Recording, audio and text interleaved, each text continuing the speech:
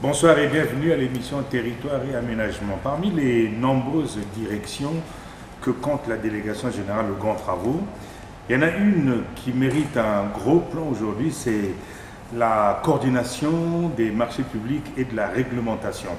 Nous en parlons aujourd'hui en raison de son rôle capital dans la passation des marchés. Le but affiché est de bien faire comprendre au grand public que l'attribution des marchés n'est pas le fruit du copinage, mais qu'elle obéit à un mécanisme rigoureux et je dirais même complexe. La patronne des passations des marchés, de la réglementation, s'appelle Kadi Elisabeth Ndala. Elle est notre invitée ce soir. Madame Ndala, bonsoir. Bonsoir. La première question que je vais vous poser, c'est de nous dire, dans un langage accessible au plus grand nombre, qu'est-ce que c'est que la coordination des marchés publics et de la réglementation? En termes simples, c'est quoi exactement? En termes simples, la coordination des marchés publics et de la réglementation est une structure au sein de la délégation générale aux grands travaux qui a pour compétence de gérer toutes les procédures de passation de marché, donc à savoir de l'appel d'offres à la conclusion du marché, à l'attribution du marché, à l'approbation par le président de la République et le cas échéant par le ministre des Finances.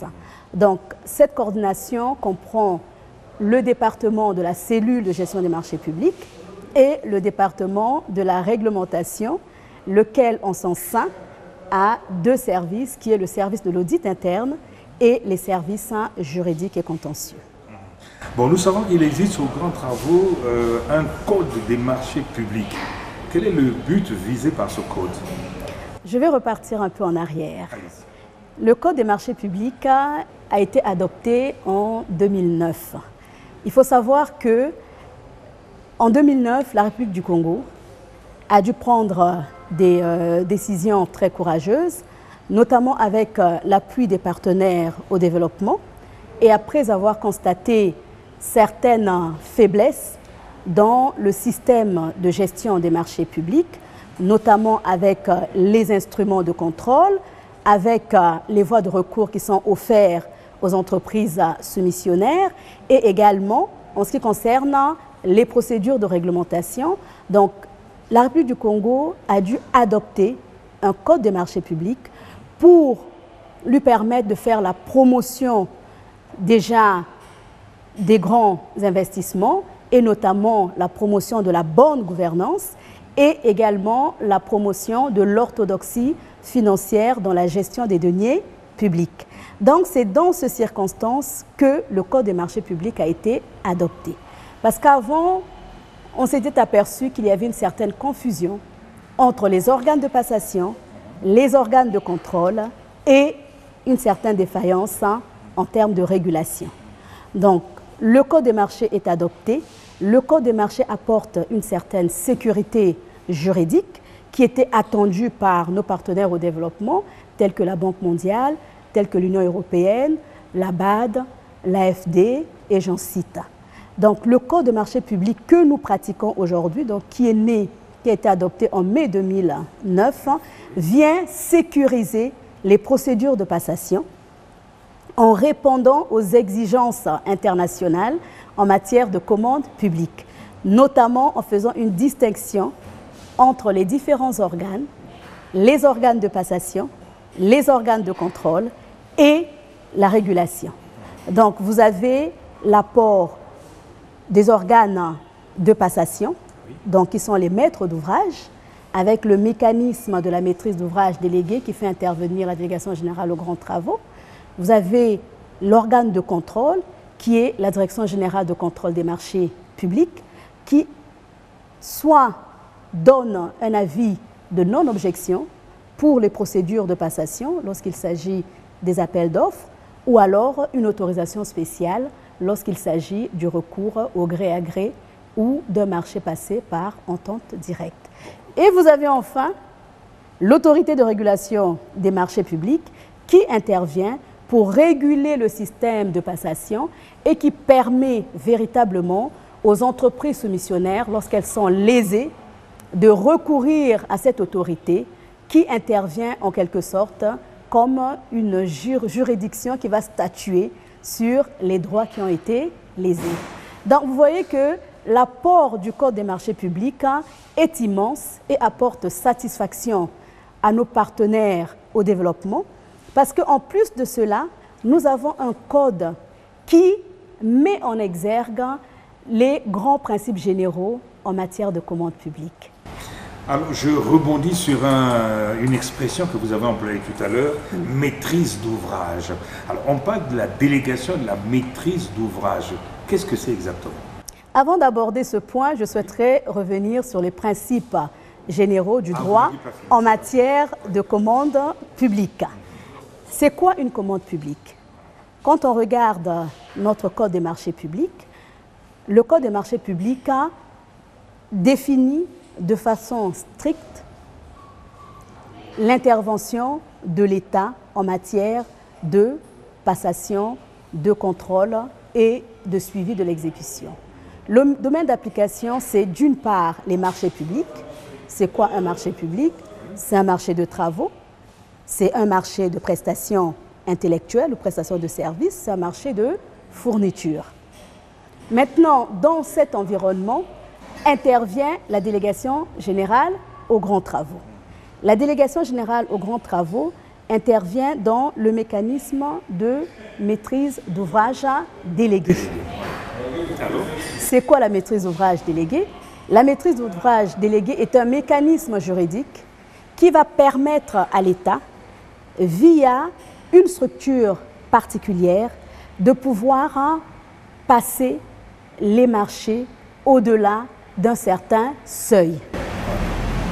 Donc, au-delà d'un certain seuil qui est fixé par le décret relatif au seuil de passation, au contrôle et d'approbation, au-delà de ce seuil, la délégation générale aux grands travaux va intervenir d'office pour passer la commande au nom et pour le compte du ministère sectoriel.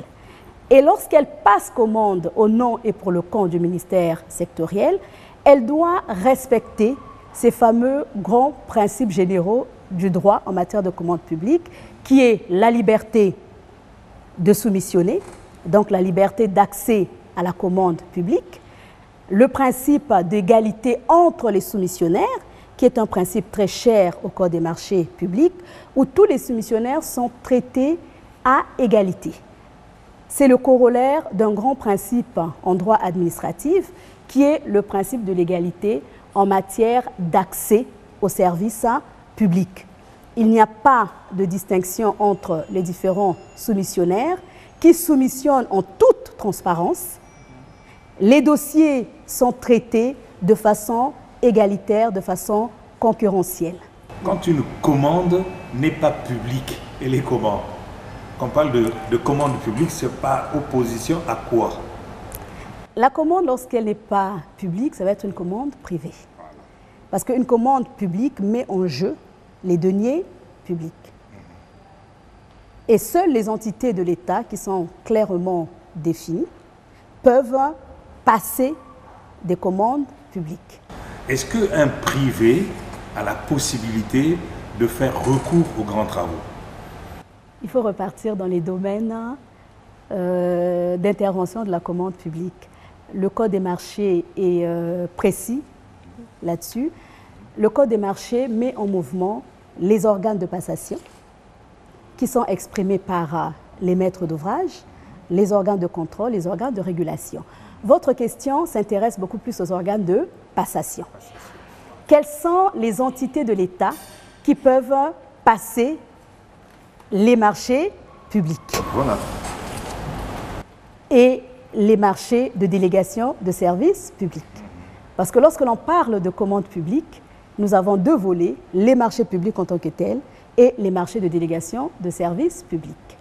En application du Code des marchés publics, ne peuvent passer de marchés publics que les maîtres d'ouvrage. Qui sont ces maîtres d'ouvrage? Voilà, donnez quelques exemples. En ce qui concerne l'État, le maître d'ouvrage, c'est le ministère sectoriel. Donc les ministères passent des marchés publics au nom et pour le compte de l'État. Lorsque nous sommes dans le cadre d'un marché qui va être passé par un département, c'est le président du conseil départemental qui devient maître d'ouvrage. Lorsque nous sommes en présence d'un établissement public à caractère industriel et commercial, et plus précisément à caractère administratif, à ce moment-là, c'est le directeur général. Lorsque nous sommes dans le cadre d'une commande publique qui émane de la commune, c'est le maire qui devient maître d'ouvrage. Et en ce qui concerne les sociétés, et particulièrement les sociétés dans lesquelles l'État a une participation majoritaire, à ce moment-là, c'est le directeur général qui va passer commande, et plus précisément le président directeur général. Mais il faudrait que nous soyons dans une société à capitaux majoritairement étatiques. Alors si je comprends bien, ceux qui ont accès aux grands travaux, c'est les ministères, les départements, les communes, les sociétés d'État, etc. C'est bien ça? En application du Code des marchés publics, il est bien précisé que les maîtres d'ouvrage, donc parmi ceux que j'ai cités, oui, passent leurs commandes, donc délèguent leur maîtrise d'ouvrage à la délégation générale aux grands travaux lorsque la commande atteint un certain seuil qui est fixé par le décret sur les seuils de passation, de contrôle et d'approbation. Et en deçà de ce seuil, c'est le ministère qui gère le... En deçà de ce seuil, c'est le ministère sectoriel qui gère en direct le projet dans les procédures de passation, de suivi de l'exécution. Alors maintenant, madame, quels sont les différents modes de passation des marchés? Il existe deux modes de passation de marché, ce qui n'est pas une innovation du Code des marchés publics. D'un point de vue international, les marchés publics se passent soit par appel d'offres, donc qui met en concurrence les différents soumissionnaires, donc les entreprises qui ont la capacité de pouvoir passer le marché, et vous avez le gré à gré. En réalité, le gré à gré est une exception. Le gré à gré ne peut être utilisé, donc un maître d'ouvrage ne peut recourir au gré à gré que dans des conditions strictement limitées par le Code des marchés publics. Puisque le principe, c'est l'appel d'offres, la mise en concurrence, et l'exception, c'est le gré à gré. Le gré à gré que nous appelons également l'entente directe. Et le recours au gré à gré est limité.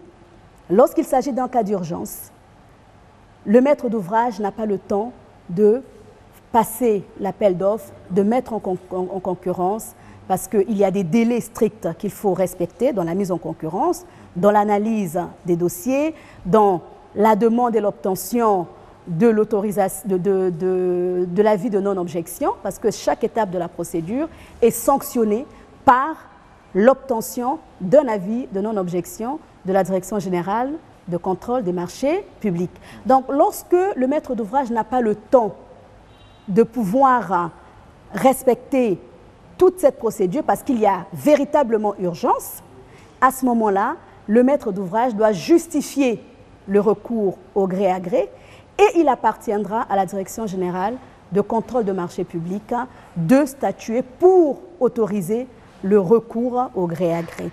Vous avez le cas des marchés ou des commandes qui nécessitent une expertise particulière. Et quand on regarde sur le marché, on n'a qu'une seule entreprise qui a cette expertise. Ou alors une seule entreprise qui a le brevet dont l'État a besoin. Donc à ce moment-là, on peut recourir également au gré à gré. Vous avez d'un autre côté les marchés dits spéciaux, qui sont véritablement les marchés qui touchent la défense nationale, qui touchent la sécurité de l'État, qui touchent des domaines bien stratégiques. Donc vous voyez que le recours au gré à gré est limité. Voilà. Alors vous avez dit que l'appel d'offres, c'est la règle et le gré à gré, c'est l'exception. Exactement. Qui décide du gré à gré? Qui décide du gré à gré? Ce n'est pas le maître d'ouvrage, mais le maître d'ouvrage va faire la proposition de passer le marché de gré à gré. Et il appartiendra à la Direction générale de contrôle des marchés publics qui va étudier les motivations, qui va regarder la complexité technique et apprécier si les conditions sont remplies. À ce moment-là, le maître d'ouvrage ou le maître d'ouvrage délégué, le cas échéant, lorsqu'il s'agit de la Délégation générale aux grands travaux, va pouvoir recourir au gré à gré. Alors pour rester dans les différents modes de passation des marchés, Madame Dalla, je pense que vous allez avoir recours à un de vos collaborateurs. Exactement. La coordination que je dirige a une cellule de gestion des marchés publics. Nous avons des experts qui sont outillés dans cette pratique, dans l'analyse des dossiers, dans la préparation des dossiers d'appel d'offres. Je vais donc laisser la parole à M. Aemba, qui est notre expert maison et qui dirige le département de la cellule de gestion des marchés publics. Merci Madame la coordonnatrice des marchés publics et de la réglementation. L'article 28 du Code des marchés publics traite des règles générales de la passation des marchés. Il y a donc les deux modes qui sont définis et qui dit que l'appel d'offres ouvert, c'est la règle et le recours à tout autre mode de passation de marché doit être exceptionnel, justifié par le maître d'ouvrage ou le maître d'ouvrage délégué et être autorisé au préalable par la Direction générale du contrôle des marchés publics compétente. Donc, nous avons deux modes de passation des marchés qui sont là, l'appel d'offres et le gré à gré. Au niveau de l'appel d'offres, il y a une série d'appels d'offres. Nous avons l'appel d'offres ouvert international. Donc, pour des travaux complexes, il est lancé un appel d'offres international qui sollicite, donc au niveau international, des sociétés compétentes pour réaliser ce genre soit de travaux, soit la fourniture, soit ses services ou encore les prestations intellectuelles. Nous avons l'appel d'offres ouvert national pour lequel l'information est donnée au niveau national. Donc la publicité est faite au niveau national. Toutes les sociétés nationales qui ont une expertise dans le domaine peuvent effectivement porter leur candidature. Nous avons l'appel d'offres restreint. L'appel d'offres restreint, c'est un appel d'offres, comme Madame la coordonnatrice l'a dit, par rapport à une certaine urgence, on peut recourir à un appel d'offres restreint. C'est-à-dire que l'on sélectionne les entreprises au niveau national qui ont une expertise avérée, qui ont déjà accompli ou effectué des travaux, fourni des services ou encore les fournitures, qui ont cette compétence et on les met en concurrence. Voilà en ce qui concerne l'appel d'offres. Et au niveau du gré à gré, les cas cités par Madame, effectivement, nous renseignent le plus. Je pense que votre voisin de droite a quelque chose à ajouter. Madame Dalla, je pense. Le voisin de droite n'est autre que M. Paima Lévy, qui est le spécialiste en matière d'évaluation des offres.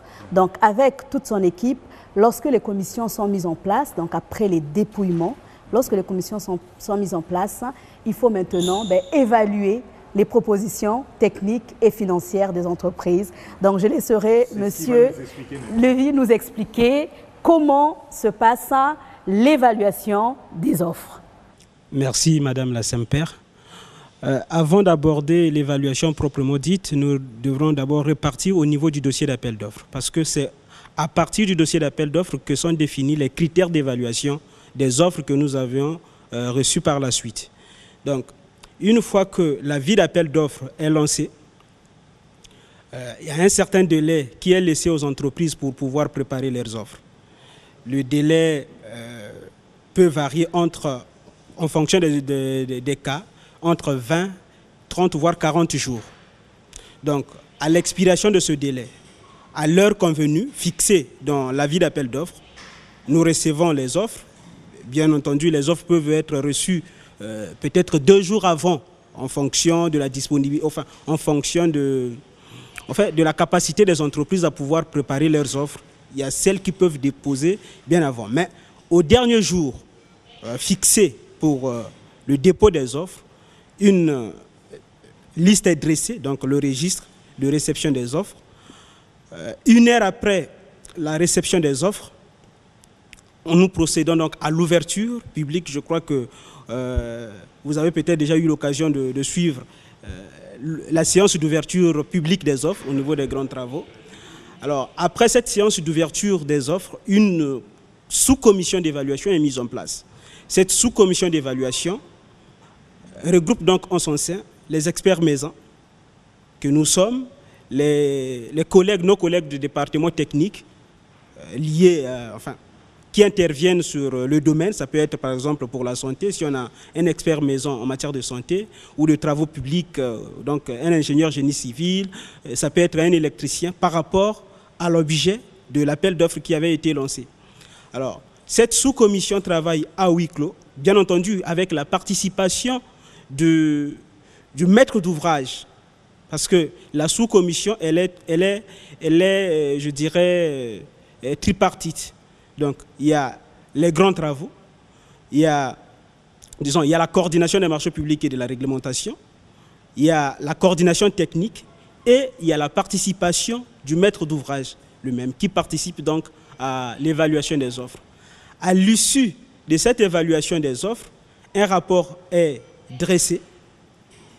Ce rapport est signé par tous les membres de la sous-commission d'analyse. Ce rapport est soumis à la commission de passation de marché, qui à son tour va statuer sur les conclusions du rapport, les conclusions qui ont été arrêtées par la sous-commission d'évaluation.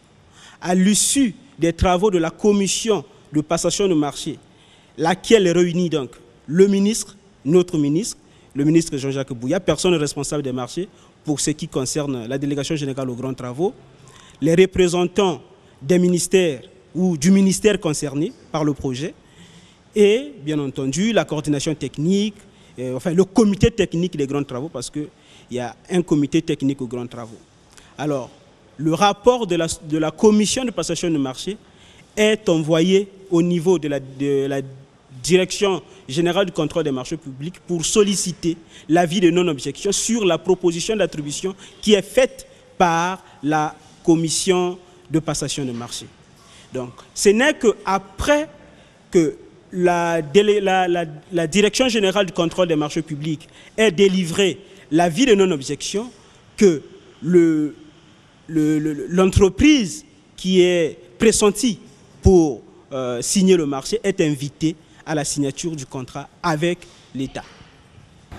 Oui, Madame Dalla, nous allons passer à la dernière question que j'avais prévue pour vous, c'est quelles sont les procédures de passation des marchés? En ce qui concerne les procédures de passation des marchés, c'est ce que nous avons résumé. Mon intervention, l'intervention de mes collaborateurs résume en réalité les procédures de passation de marché. Il faut savoir une chose, la procédure de passation de marché commence par la détermination des besoins. Donc ce sont les ministères sectoriels, bénéficiaires, qui déterminent les besoins. Et le Code des marchés publics fait obligation de pouvoir regarder d'abord la faisabilité du projet. Lorsque les besoins sont déterminés et que nous avons décidé du mode de passation, va maintenant ouvrir la deuxième phase, qui est la phase de la passation du marché.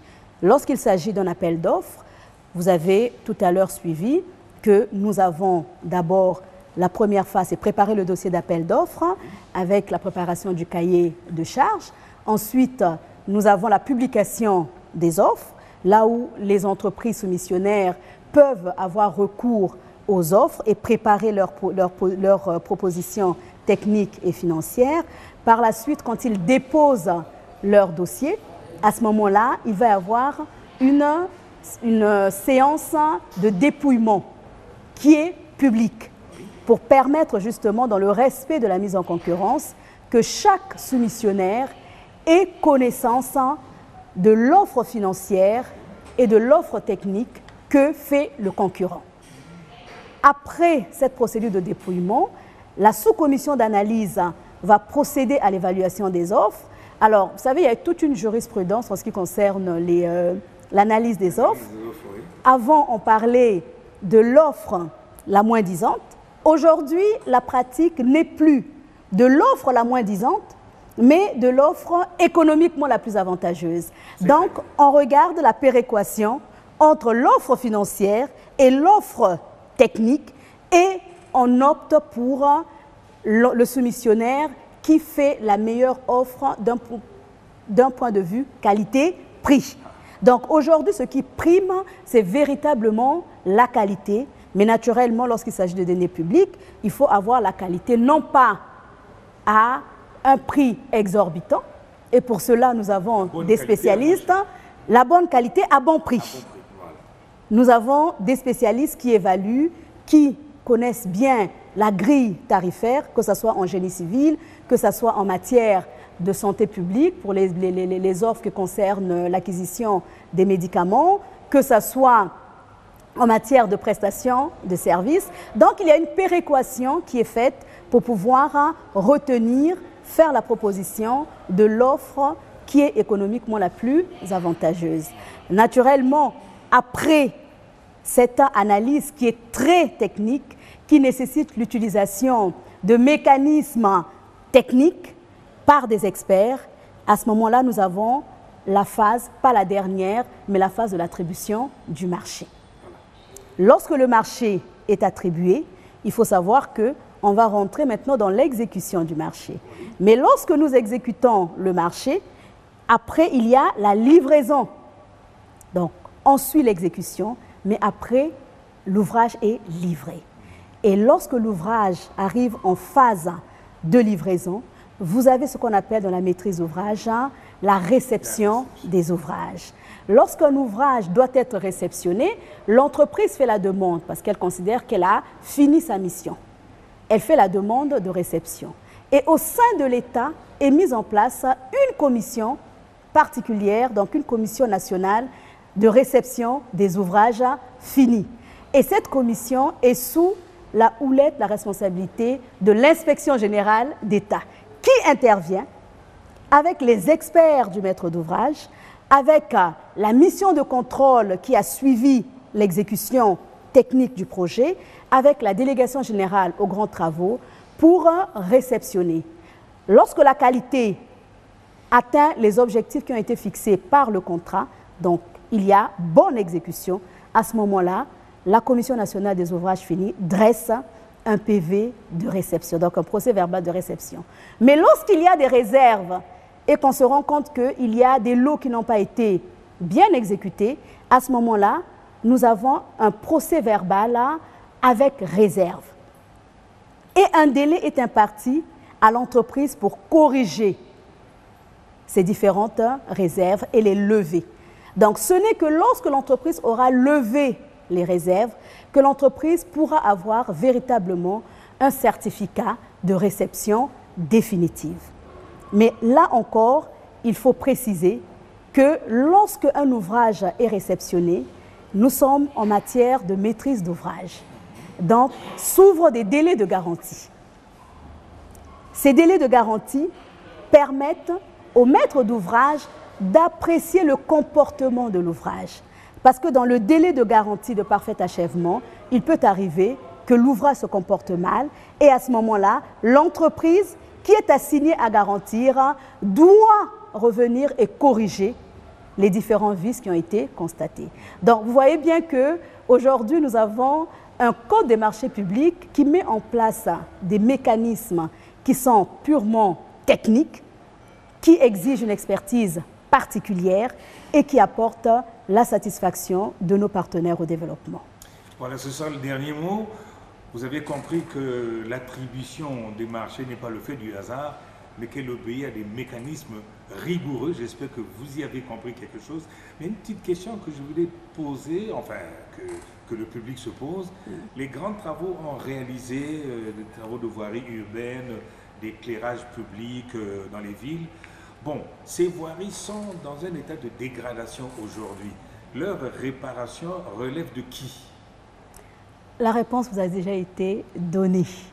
Autrement dit, c'est vrai que l'opinion publique, lorsqu'il y a de telles dégradations et que initialement la délégation générale aux grands travaux est intervenue, il est dit c'est la responsabilité des grands travaux. Or, lorsqu'il y a eu livraison, je vous ai expliqué tout à l'heure qu'on a une commission de réception des ouvrages finis qui se prononce sur la réception définitive. Il y a un procès verbal de transfert. L'ouvrage est transmis à l'administration bénéficiaire qui a l'obligation de l'entretenir et de le gérer. Donc la mission des grands travaux s'arrête là.